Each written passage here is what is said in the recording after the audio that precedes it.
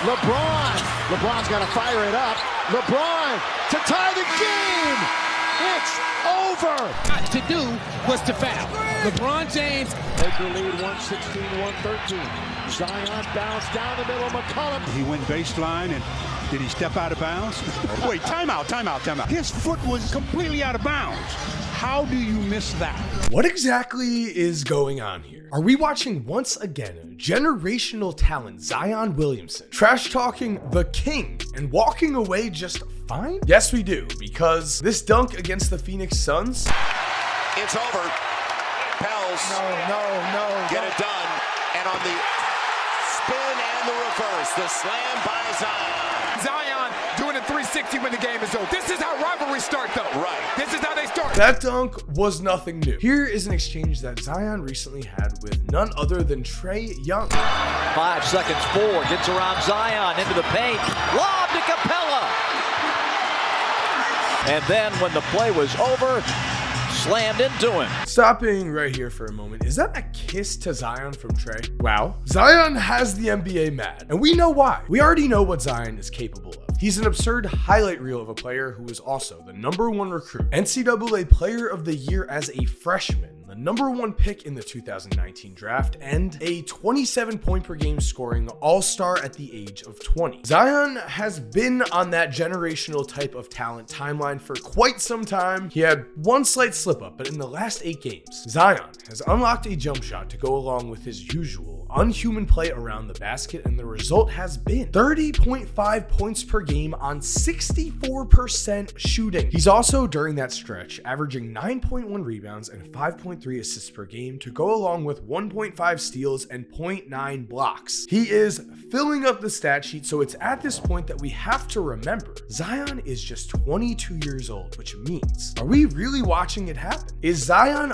fully back? Is the generational talent we once saw in front of us about to be fully unleashed? And if it is, what does that mean for the rest of the NBA? So what's up, guys? Mike here, and let me just start off by saying I love that Zion dunked on the Suns like that. Let's get some real rivalries going in the NBA. It doesn't always have to be buddy-buddy, and nobody is getting hurt on Zion's dunk here other than the Phoenix Suns' feelings and this poor rim. I mean, if you were the Suns watching this, all you should be thinking is, yeah, let's see who's throwing down a celebration dunk next time. Personally, to me, there's a reason why sports rivalries are so revered. In my opinion, they create an extra layer of caring about the game. Before we continue, guys, I am very excited to say that DraftKings is sponsoring today's video because DraftKings, they always hook us up. Let's be honest, the only thing better than football on Sundays is football on Sundays with DraftKings Sportsbook. Yes, guys, I'm very excited to be partnering with DraftKings, an official sports betting partner of the NFL, because they have an unbelievable deal for new customers. Want to win $150 in free bets? All new customers need to do is sign up for DraftKings and use my promo code Korzemba. Bet $5 on any pregame moneyline wager. And if your bet hits, that is $150 in free bets. And if you want to up your stakes anymore, you can try same game parlays, which means you can combine multiple bets from one game, like which team will win and by how much, for a shot at even bigger winnings. If mobile sports betting is not yet available in your state, do not worry. You can still get in on the fun with DraftKings Daily Fantasy and DraftKings Rainmakers. DraftKings is safe, secure, reliable. They are longtime friends of this channel. And best of all, you can deposit and withdraw your cash whenever you want. And so, guys, that means download the DraftKings app. New customers use promo code Korzemba and bet $5 on any pregame moneyline wager and get $150 in free bets if your bet hits. That is promo code Korzemba only at DraftKings Sportsbook, an official sports betting partner of the NFL. Thank you again to DraftKings, and now let's get back into the video.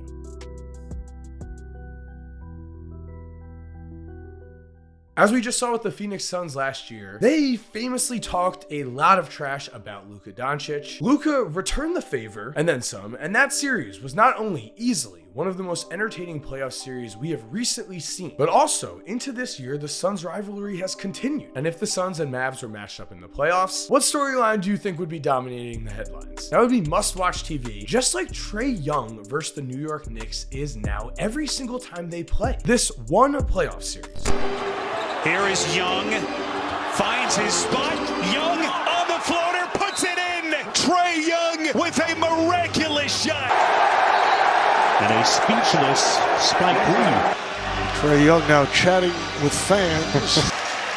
as Young fires from way downtown and takes him out. Combined with this reaction from the New York Knicks fans. Suck my Trae Young! Trae Young! Trae Young looks like my dad's Trae Young! You motherfucker! I'm gonna you up! Trae Young's ball! Trae Young's ball! This whole situation created a rivalry between Trae and the Knicks. Some say that Trae lives rent-free in the Knicks fans' heads. His teammates. I was wondering when these chants would happen. I mean, that was on Christmas Day. But Knicks fans haven't won a title in 50 years. Let them be. I mean, if Trae needs to motivate the Knicks to win a title, if Zion and Luka need to motivate the Phoenix Suns, I say so be it. Of course, friendly trash talk is part of the game. But as for Trae and Zion, after their own trash talk moment this very season, both of them show that in the entertainment that is NBA basketball, they are, as athletes, able to leave everything on the court and... Outstanding. Played through a calf injury. Zion gives him his shades back that he knocked off late in the game. That seemed pretty friendly to me. I do really think this type of competitive energy brings a lot to the game as long as no line is crossed. And with Zion, even in trash talking moments, it feels like the super happy guy we all know and love is still in there. It's just that he's finished dunking in a way that made us question if he were a real life alien. In a league where it appeared that Luka Doncic was the clear-cut next man up for the GOAT race, can I throw out the question? Zion has been playing incredibly. The New Orleans Pelicans, they've not only been fun, they are 18-10 and look serious. So is it possible that Zion keeps this up, that he only keeps getting better and better? I mean, the man did just weigh 300 pounds and came back from that. By the way, of course, huge shout out to Zion for dropping that weight. That shows the resilience that Zion has. Could that resilience end in Zion becoming the best player in the NBA? I don't want to throw that around lightly. And so I'd say based on what he's done and what he's doing right now, if we were to look at the best current young American player, we would look no further than Jason Tatum. Ja Morant would be close, but I would right now go with Tatum. And if we look here as rookies, Zion clearly outshined a young Tatum on the stat sheet, though to be fair, Jason Tatum was on a much better team. He helped Boston reach the Eastern Conference Finals, while he also had this moment with LeBron James. With 6:45 remaining, Tatum drives down and throws it down! Wow!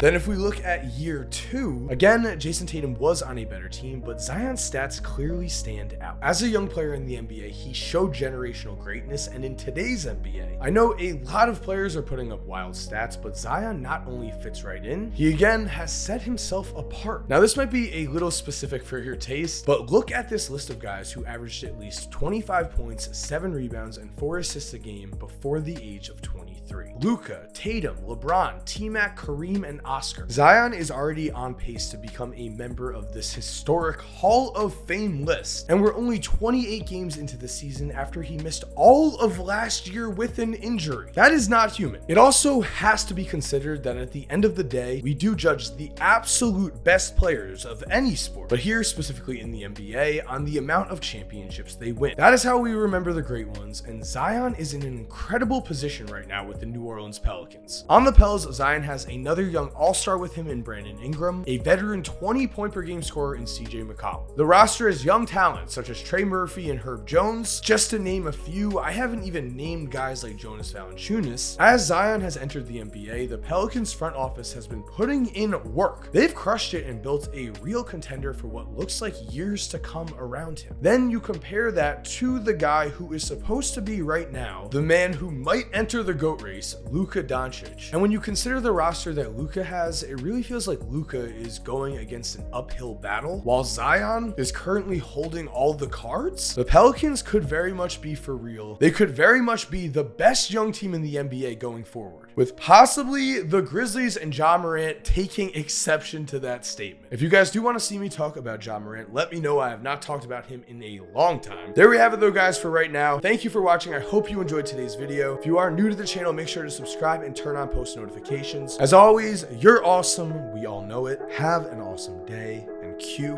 that music. What's your favorite dish? What you looking forward to eating the most? He trying to set me up. No matter what answer I give, social media gonna clown me. So no comment. I'm sorry, you know. If you're still here while the music is cued, here are 2 videos I think you are definitely going to enjoy. I mean, personally, I think the one on the left might be more your style, but the one on the right looks pretty awesome too. Click one, let me know what you think, and again, have an awesome day.